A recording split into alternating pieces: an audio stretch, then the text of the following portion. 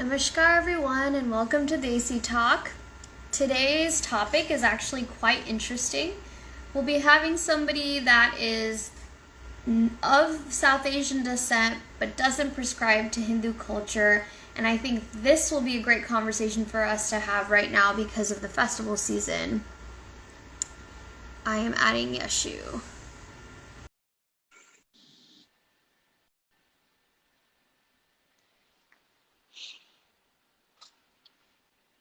Hey Yashu! Hey. Hey girl! So, we're finally in the same time zone, which is really exciting for me. I feel like it's not like super late over there right now. So, talk about where Ooh. you're at. Where are you right now?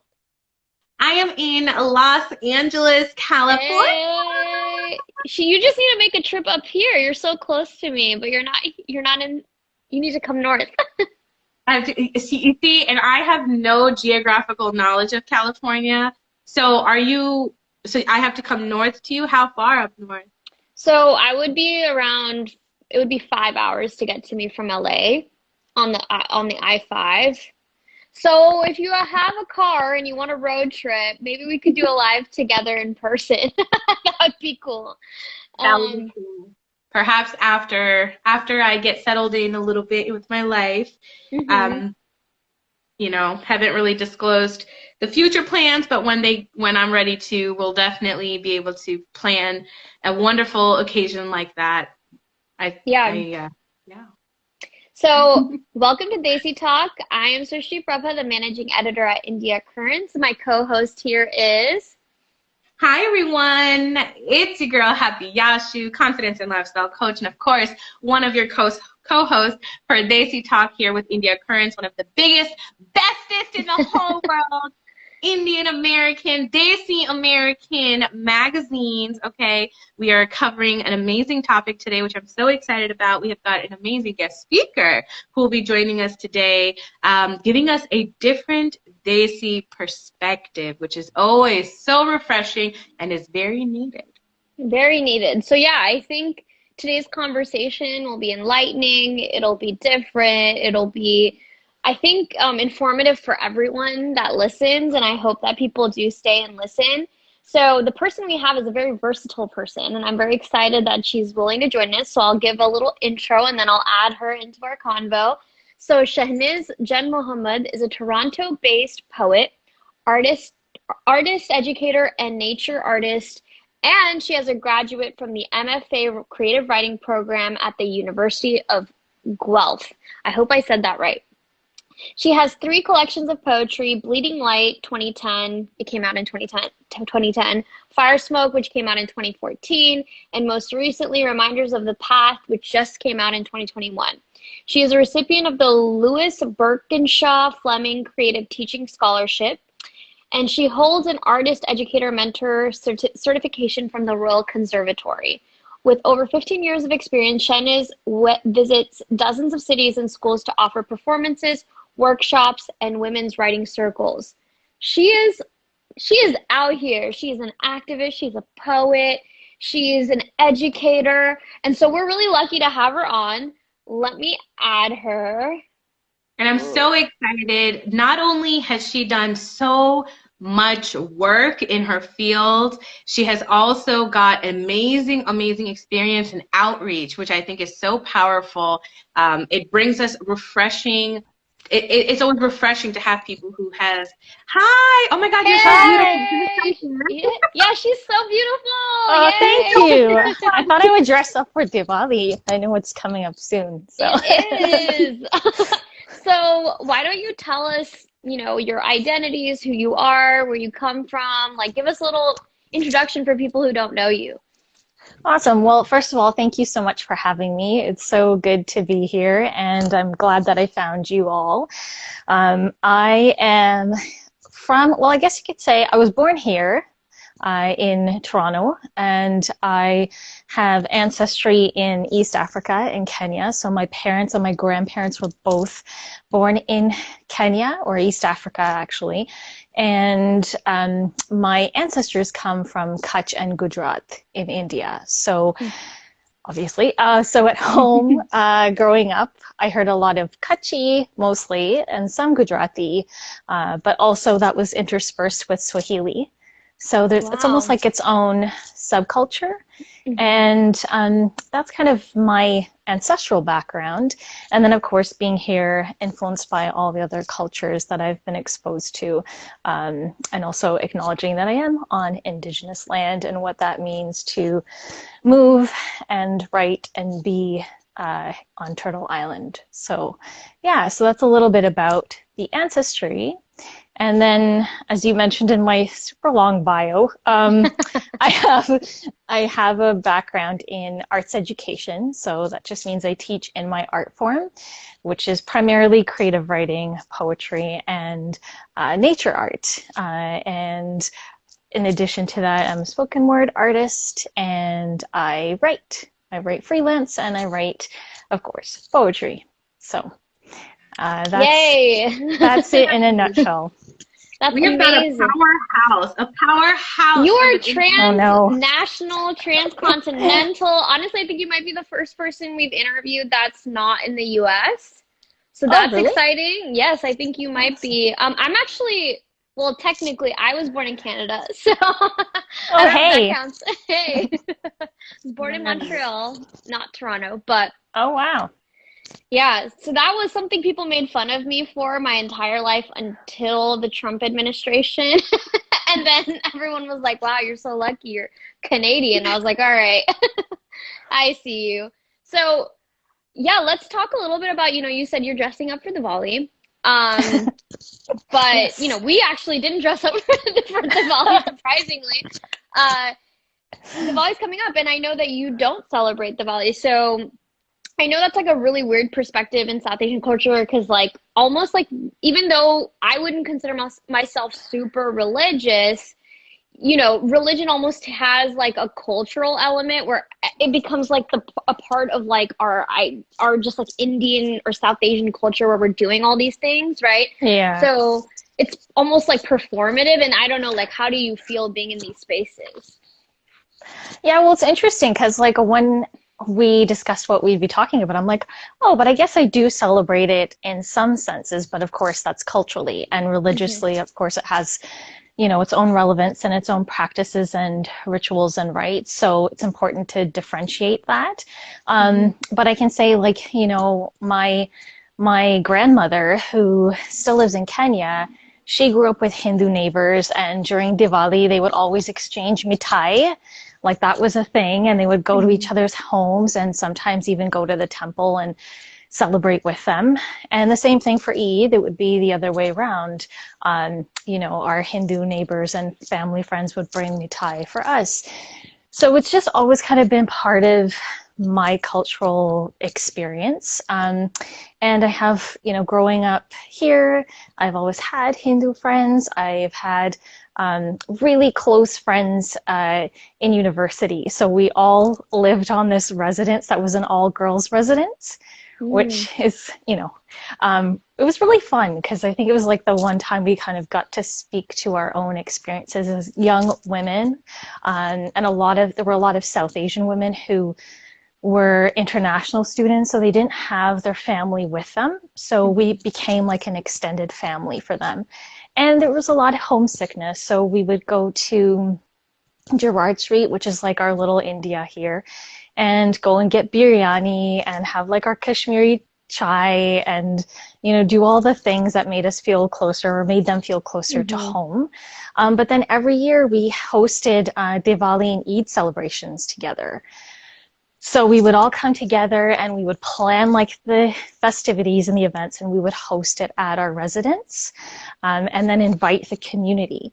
So it's really been just part of I guess my life for a very long time. Yeah. I mean, that's Absolutely. amazing. And Yeah, I go ahead, think that Yashu. it's so beautiful to see, because you don't often see, right? Like in a you know, like a college setting or something, I could see people saying like, oh, Diwali and Eid. But like in my family, I wouldn't have my family, like even if I had Muslim friends or people who celebrated Eid, for example, you know, that being part of my Diwali celebration. So I think that that's so unique and beautiful. And do you think that that has a lot to do with just growing up in this mixed cultural space, you know, being okay to celebrate Eid and Diwali together? Because I know that's, you know, that's not something that everyone can relate to or grow up with. I never grew up with that. Mm-hmm. Yeah, that's a really good question. I think it's part of it. I think the other part is just like it being modeled to me from my own family. You know, my grandparents, not just my parents, but my grandparents. And so that's just a long-standing relationship that we've had. So I think there's a uniqueness to that.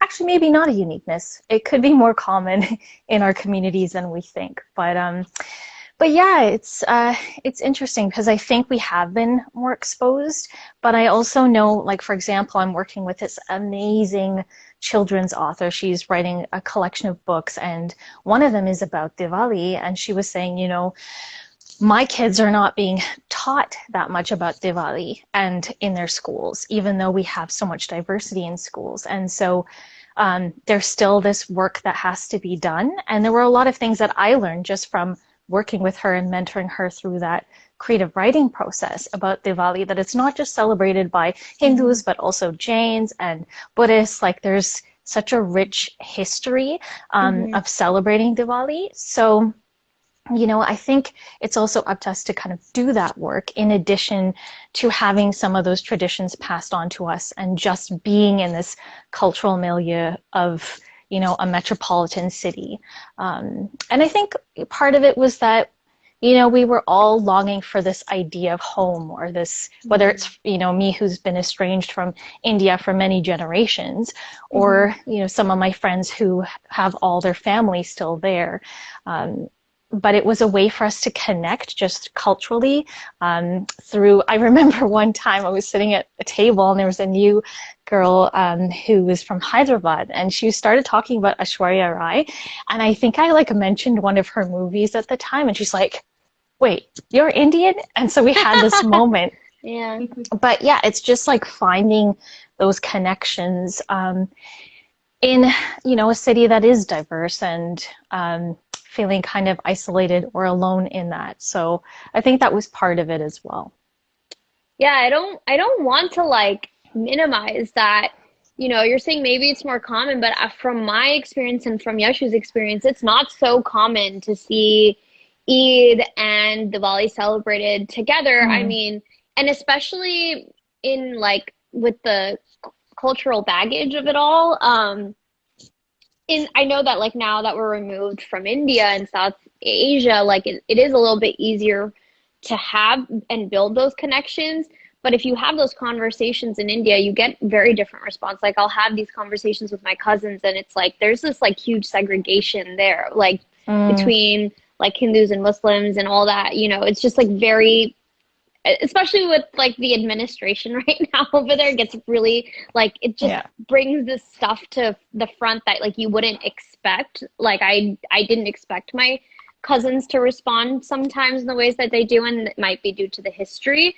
But I do think it's incredible to hear that, like, you know, in these other places we have these pockets of communities that are doing that, and I want to remind people to do that because it's important that we celebrate each other, even if we don't come from the same place, although I know we do, like, to, like, you know, just be inclusive. And I just think it's really amazing that that's something that you got to experience. Yeah, I'm lucky. No, it's lucky. It's awesome. And I think it's so beautiful. Like there's a beauty to that too, right? Being able to experience it. Just to give you guys like context. So yesterday it's like I'm here in LA, and my friend, she took me to this incense, an essential oil store.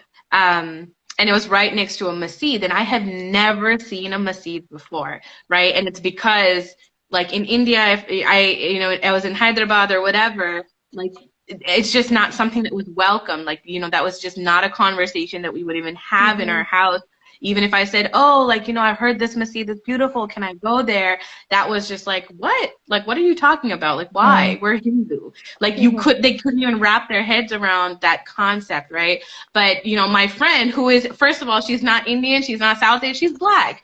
So for her to show me this story, right? We're suddenly mixed cultured here. We're going into the store, we're buying the same products, we're looking at the same things, and it was so nice. We had like one Black owner and then one, I think they were Pakistani family, right? And they were the ones running the business, but just the Black owner wishing me happy Diwali, you know, and it Amazing. was just, right, you're in this like mixed culture space, and for again longest time I was like my parents would never even let me shop or be in the presence of a Muslim owned store or whatever, and now I am there, I am experiencing it, it is beautiful, I am buying what I need, and I am loving this energy and space, and I think there is beauty to that. Hmm. Food is another connecting factor. My roommate always tells me, she's from Hyderabad, so she always used to tell me like her family is super religious Hindu, and she said, I cannot wait to marry someone who is non-Hindu just so I can eat halim, because that is my most favorite thing to eat,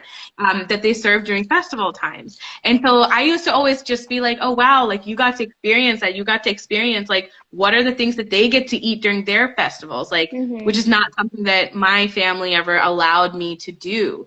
Mm. So there's, I think, so much beauty in exploring cultures, not just within South Asia, but just everywhere. Yeah. That was so beautifully put. Yeah, Yashu has a way with words. So I did read, you know, just going into the poetry element of who you are, you know, I saw like you're trying to, from my understanding, exploring your identities and like your ancestry through your poems.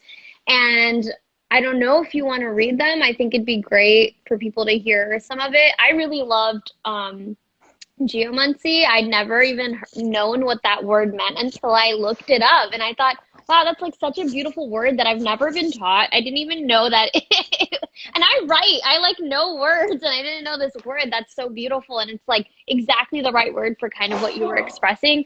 So if you don't mind, do you mind reading that poem for us? Sure. And Yeah. this is funny because Srishti read the poems and I did it. So this is going to be a great opportunity for us to kind of like me hearing this word. Now I'm excited. I'm going to be paying attention real quick. But yes, I'm so excited. Yay. Yeah, and this was actually like based on a dream I had of my great grandmother, yeah. Who I never met, but I've just Hmm. heard stories about her. Hmm. Um, and interestingly enough, like even my great grandmother and my grandmother's siblings, they used to sing bhajans. Like they knew the words to bhajans and stuff. Like this Mm. was something. So it's really it's yeah. I'm just picking up on what you were saying before. Like I think it goes a lot further back for us, and maybe that's because my ancestors left India and came to East Africa and they found each other. Like they found, all the Desi people, and it Hmm. wasn't like a huge community at first. So they really bonded They culturally coalesced first. based off of the culture, yeah. But I think Yeah, yeah. even then, it's like you're in this foreign land and you're still trying to find. I feel like for you, it's even, you're like one step removed from that because now you're in another place and you're trying to track back your ancestry, which is so like almost like it's like multicultural at this point because I'm sure you were saying like there's Swahili there, there's Gujarati, there's Kachi, right? Hmm. And then Hmm. so you have so like yeah, I want you to read this poem because it really when I Yeah. read it, it really resonated with like you just trying to figure out who you were, and I just love that sentiment. So yeah, let's hear it. Okay, great. Yeah. Okay. Geomancy. Great grandmother comes to me in a dream, her eyes grayer than the steel of the waves before us. She hunches over the sand, fistful of something I can't see. She pours the contents into a pouch and hands it to me. My palm weighs down with the heaviness of river rocks. Flick, flick as they hit the sand. Flick, flick as we read their scatterings. Each rock is a question I can't answer. She turns to me, pressing her gnarled finger against my chest. It's your turn now. Which are burdens and which are anchors? Wow. That's heavy. The end is heavy. Yeah, and I think it was just born out of this question. Actually, a really wonderful writer, Mark Gonzalez, he wrote a book called In Times of Terror, Wage Beauty, not rage, Wage Beauty. And one of the questions he asks is, what does it mean to be an ancestor in training? And that's like a question I've kind of used as a compass for my life. And so when I wrote this poem, it was really, what is it that my ancestors have given me as inheritances that I want to uphold and keep, and which of them need to end with me? Absolutely, yeah. So that's like, so that's kind of the question. I was thinking about this because, well, one, before I say anything, I actually want you to explain geomancy to people. I was going to do it myself, but I figured you're the one that wrote it. So can you tell people what that word even means? Yeah, it's like reading the land to divine. It's like divination, right? So like, some people use tarot cards, some people use actually sticks, or, how rocks are thrown. They kind of can read the direction of the rocks, for example. So geomancy is specifically using the land, or the land as cues for divination. So it was a really cool concept. And I heard it from a friend of mine who's an urban geographer, and because I had never heard of that term before. I just thought it was really cool, and also it really connects back to our ancestors, or at least for me, my ancestors being maybe closer to the land, and what that means now as we're further and further from land, even nature. So yeah. That was beautiful. And I think, that was so powerful, that last bit there, because it suddenly puts the audience in, what are my anchors? What are my burdens? That literally, like, especially as, if you're an influencer in any capacity, or even if you are a person who's trying to break some generational curses in your family, whatever that looks like. And I think even more than ever right now for me, where I am in my life, I can identify with that emotion. I can sit in that emotion and really sit and question to myself, like, what is it that keeps me grounded based off of my heritage, based off of what has been passed down to me? But what are the limiting things for me? What are the things that are my burdens that cause me? And this could not have come at a better time. Let me be very honest. Like, it's almost like I needed to hear this. So, I'm glad. I know. I think the thing that I, like, as soon as I read it, I knew exactly what you were trying to say, but I also knew that I would never fully understand the depth of what you were feeling, because there's something to be said about knowing, like, I know who my grandfather was, and then I know who his father was. And I never met his father, and I barely met my grandfather.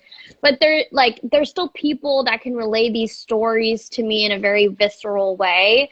And knowing that, okay, I come from this land. Like, I'm from Bhagalpur in Bihar. I've gone to the village. I know what the earth is like. I know what the home looks like. I know what the people eat. I know what, and it's not just about the people. It's just like, I know what that family was like, And when you don't have that, or you don't have like a real like understanding of those things, it can be so like, it's chaotic. It's like, what, I don't know. Like, you go somewhere and then you see, you go to the land and you see the people and you're like, maybe my grandfather was like, maybe my great grandfather was like, maybe they did this, maybe they did that, maybe this was their trade. But it's like so many what ifs.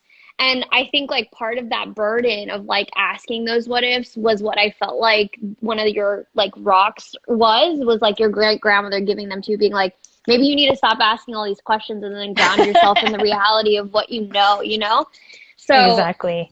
Yeah, it was, I just really, really loved that. And also the term geomancy, when I looked it up, also including all of the stuff you said, was also they were saying architecturally, like the Mm, way that you like spiritually engage with architecture and the land. And I think that, you know, obviously like our ancestors would place things in certain ways, right? Like, okay, like even now, right? You want your house facing some east or west or something. My mom always tells me, and I forget. But it's like, oh, your puja prayer room should be one direction and this should be another direction. Your bed should always face this way. I'm like, okay, I don't know what that yeah. means, but I'll do it.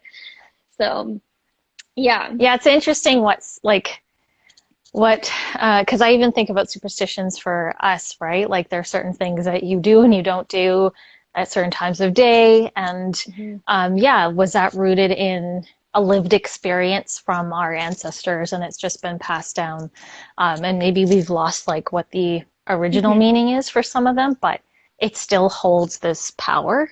Mhm. Um, yeah, so it's really interesting. And it's also interesting to see like the commonalities too, um, of those things, you know? Uh, like don't step over people, like Yeah. don't leave like a shoe unturned, you know, always like put it the right way. Like these are all things that I think like are also connected to like our South Asian identity as well. Was one of them So don't touch like books and paper with your feet? Did you have that one? well, that's actually something I learned from my Hindu friends.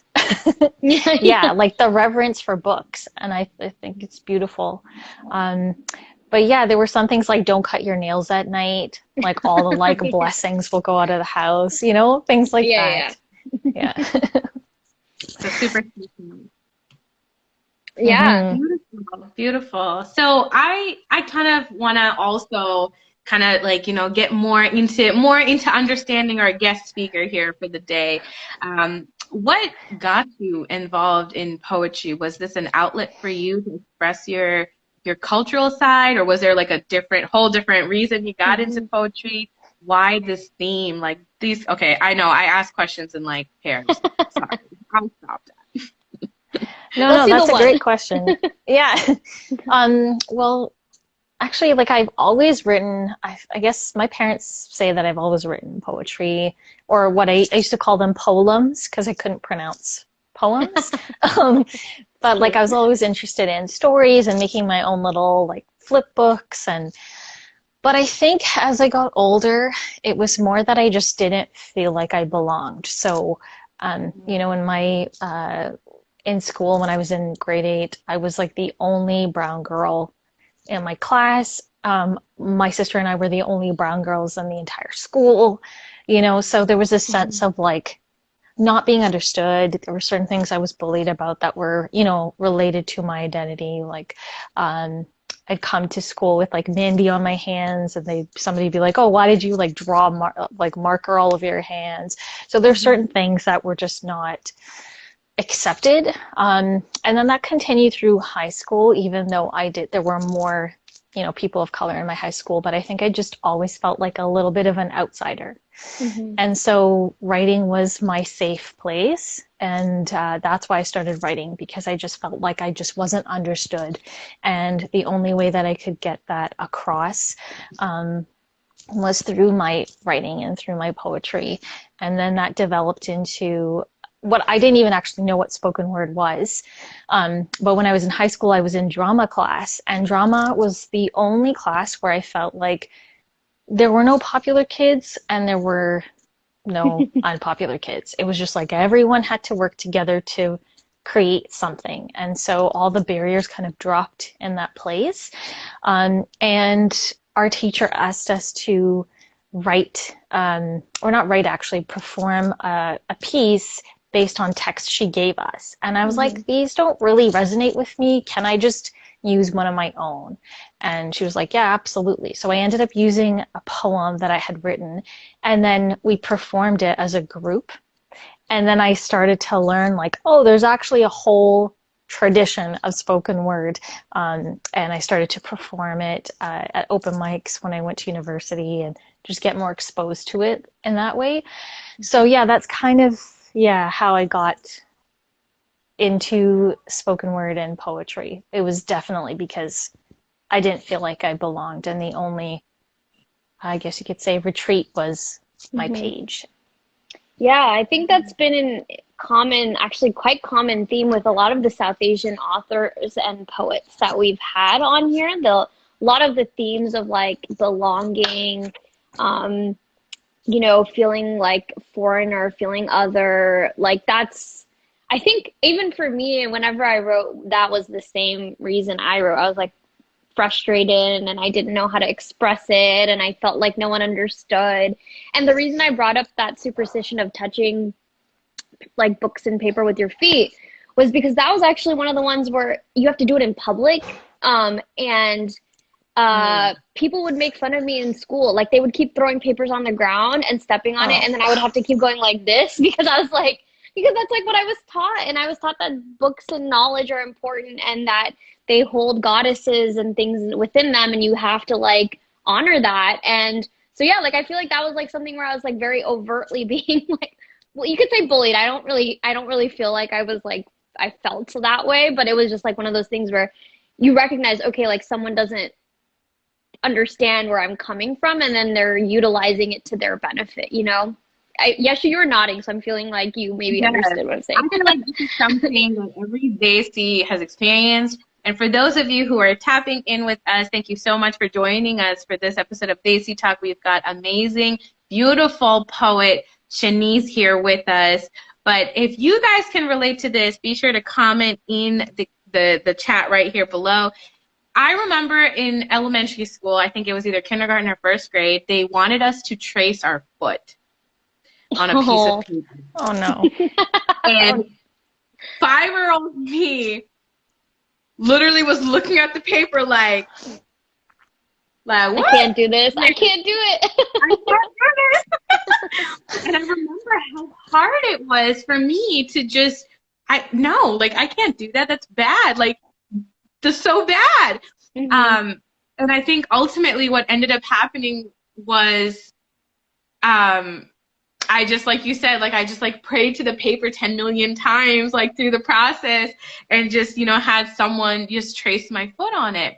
And I think right now we're in a space where people are more culturally accepting. But growing up, it's not, my teachers were not, you know, they were like, okay, what's wrong with you? It was more like, are you trying to be difficult, Yashu? Like it was more seen as me not wanting to follow instructions as opposed to, oh, wow, this person has this cultural aspect.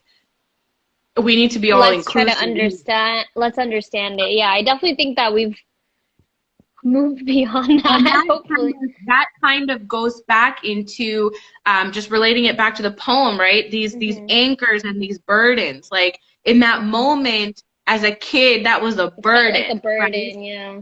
And for me now as an adult, I feel like that is my anchor to be able to show respect to something like paper. Till this day, I don't want to step on paper. If it happens accidentally, like I understand. But if someone says like, oh, just put your foot on this paper, I'm not going to do it. You know, and why? There doesn't necessarily have to be a why to it. It's just something that I see value in. I see value in not wanting to put my foot on something that allows me to, you know, express myself freely. Paper allows me to communicate. Like it's a product that I value and honor. So I feel like, you know, that kind of, I had to tie that in there because that's literally the emotion. Little me was like, oh my God, what a burden. But adult me now, like that's an anchor.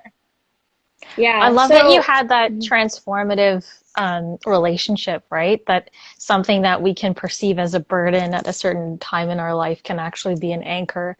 And also vice versa, right? Like something that we consider to be an anchor could actually be what's like weighing us down. So I just love that you connected the quality of transformation. That was just, yeah, it was very beautiful. And I think everyone, like, I literally think there should be a movement, like hashtag anchor and burden. Like, it should literally be a thing because I think right now we are in a space of, especially like in this age frame, right? Like anywhere between 20 to like 35, we're in this space of self-discovery, exploration where we're really just trying to pinpoint our identity. And for me, I just look at myself like, okay, the younger me was a lot more rebellious. Now I'm like, yes, okay, woo-hoo, like go the rebellious phase of you, but you know what? I actually do agree with my mom in regards to this, this, and this. Like I Hmm. do give respect to these things. And then these things, which no, it's still a no. It's still a hell no. You know, like there's that other aspect to it too, where I'm trying to break those generational curses, Well, I right? think And we're Mm-hmm. lifelong learners too. Like it's not just young and old. It's like forever that you're constantly adapting and learning to like more knowledge. And it is actually funny because as you I'm sure I'm sure I was a know-it-all kid. I'm sure all of us were at one point. We thought we knew everything when we talked to our parents. And I think, yeah, like over time you're like they would always say, I just have lived more of a life than you have. And I'd be like, you don't know anything. You never did went through any of the things I went through. You know, and I could say that confidently because they came from India and I was growing up here and I was like, you don't know what it's like to grow up here, right? But in retrospect, like they went, now I can see they went through similar things and whatnot. But I also want to comment on the end, something you both actually said about anchors and burdens, where like, you know, something weighing you down. You said that phrase, but anchors and burdens both weigh you down. I Mm-hmm. just think it's a very interesting that you didn't do something that was like one is like release and one is like you know like bringing you to the ground. They're both kind of actually the same, and so I think that's why it actually can be even transformative because it's the same, it's almost the same thing. It's just like a shift in perspective, a shift in how you view something to make it not a burden and an anchor, or to make an anchor a burden. So I think it's like very powerful that you did that. I only really realized it when you said weigh you down because I don't know, I wasn't thinking about it earlier. Yeah, Um, no, that's even I just realized that. But no, I really like how we're talking about like lived experience as well, right? Because mhm, um, transformation can happen at any time in our lives. It doesn't, like you said, it's not limited to the young. Um, and that's really when we're in relationship with our experiences. And so how we are weighed down by something at one point or, you know, but we also have the power to kind of release it, right? Like you mhm, can pull that anchor up and you can continue on your journey, but you mhm, also have to know yourself well enough to know when you need to sit in stillness and like place that anchor down. Um, mhm, or like hold a rock. Like, you know, I hold rocks all the time when I'm feeling, I'm trying to find mine. I have a rose quartz, but sometimes mhm, I just like, in order to ground myself in a space, I will hold a rock. So what is that too? What is it about grounding and holding mhm. something from the earth? Um, so yeah, again, it's like just coming back to that lived experience and checking in with yourself. Hey, you got a stone too. I have Yeah. a Rubik's Cube. Wow, and it's solved. That's amazing. I'm not that smart. It's just algorithms. But I want to, before, I know it's getting kind of late, so I want to actually do your second poem before we, because I feel like we'll have a lot of things to say about that because we just talked for like 20 minutes on one. So why don't we do your second poem and then, you know, we can discuss and then maybe close out. That I think that'd be a good way to round out. Sure. Which one would you like me to read? Or was it You sent up me to me? salt. It's up to you. You sent me salt, but you can read whatever. If you want it No, to I be can new read for me. Salt. Oh, if I want it to be new for you. Well, If you that's, want. well, I feel like Salt would probably resonate with our conversation as well. Hmm. So maybe I will read this one. Okay. Salt. Thousands stand behind me, ashen statues bracing the wind, holding stillness like a vow. Bellowing saris, white shells against the moon, starched turbans, white feathers against the night. A ghost light flickers with the Morse code of "We never left." I trace the dust of bloodlines, brow bones, and jawlines. We have broken the inked silk of the run, crossing this terrain for centuries. What use is a map? Your heartbeat is the compass. The edge of my great-grandmother's pacheri is as sharp as the memory of her leaving. The folds of her mother's wrinkles pressed into the seams of her shawl. A pouch of cloves, shakkar, daria, sewn into her sleeve. If I could plunge my hand into the ocean of that time, I'd dredge for what was thrown overboard, for who was left behind. I'd bring the salt to my lips to remember what forgetting tastes like. Great-grandmother, did you say goodbye? Did you know there would never be a return? A lullaby sung across generations, a pang of separation in the bones, a spoon of curd melting on the tongue, a growl rising from the gut. This is how we say goodbye.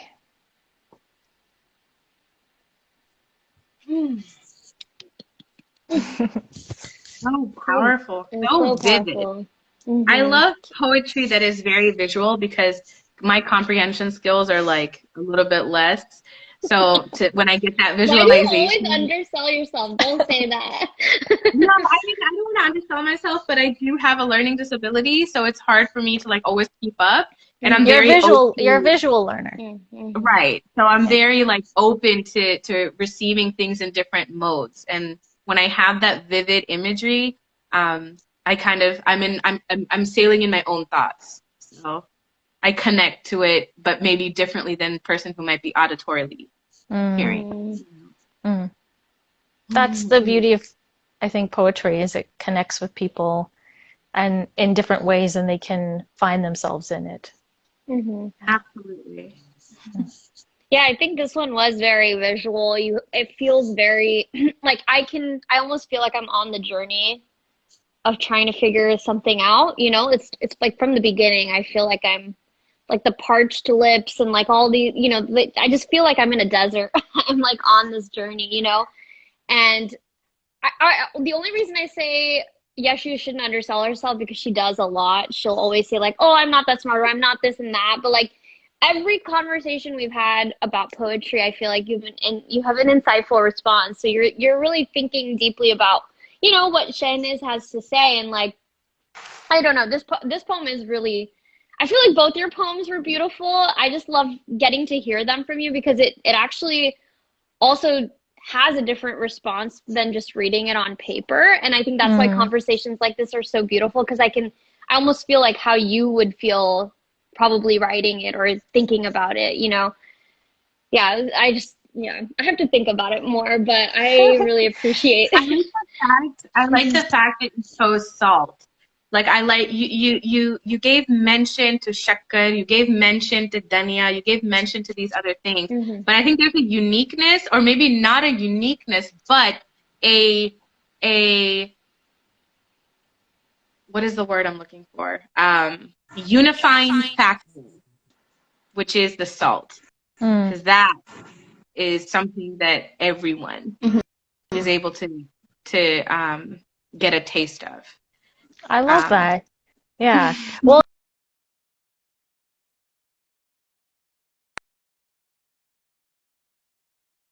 enough. Like I always thought I was a verbal learner, or that because I loved text. But I think I just recently realized that actually I see poems first. Like I see them in my mind's eye. So that's exactly what was happening with this poem, is I actually saw like all my like thousands of ancestors standing behind me. And it was the run of Kutch, where my ancestry is from. And so that's like a salt, it's a salt marsh, right? I think, well, at certain points of the year it is. So again, that brings back that salt, and that's like this thing that I have access to now, but it's also connecting me back to my ancestors. So yeah, I did see that poem first, and like I can walk through it in my mind's eye, and then I commit it to paper. Wow.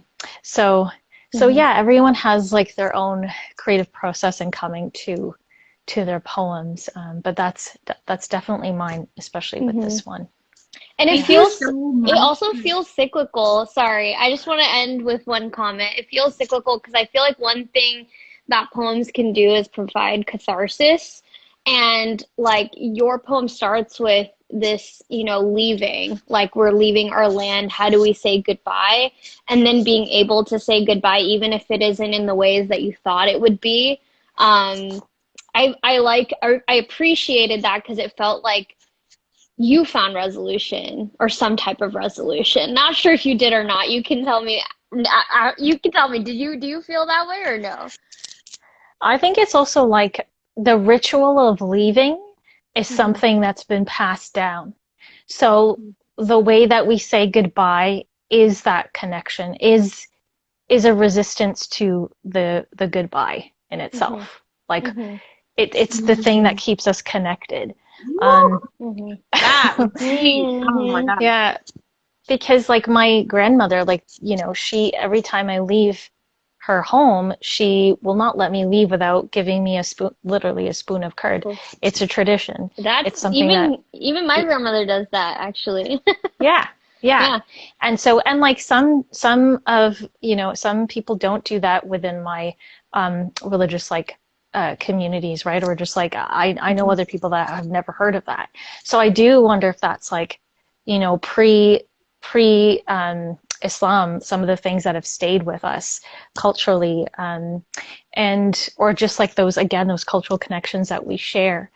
But yeah, so it's like in those rituals that we are still connected, even if we're saying goodbye, even if we have to leave. It's like the way that we say goodbye is our connection. Yeah. You even utilized like words and like imagery that was more like Indian, right? Because your previous poem wasn't like that, but this one definitely, I can sense that you're almost like you're holding on to like the rituals of what used to be. And that's beautiful. So yeah, let's close out. I know you were saying something, Yashu, and I cut you off with my last thought. Oh my gosh, like that last line that you said, that the commonality of the way we say goodbye is the ritual. Like, I think it's so brilliant to me when it's like right in front of your face, but then it's like you understand it on a whole nother level. Just, oh my gosh, this is so, it's been such an amazing episode. I'm truly in love with this everything we've talked about. Thank you so much for being here. Yes, and thank you, Sheniz. Yeah, like, thank you so much. Thanks for having me.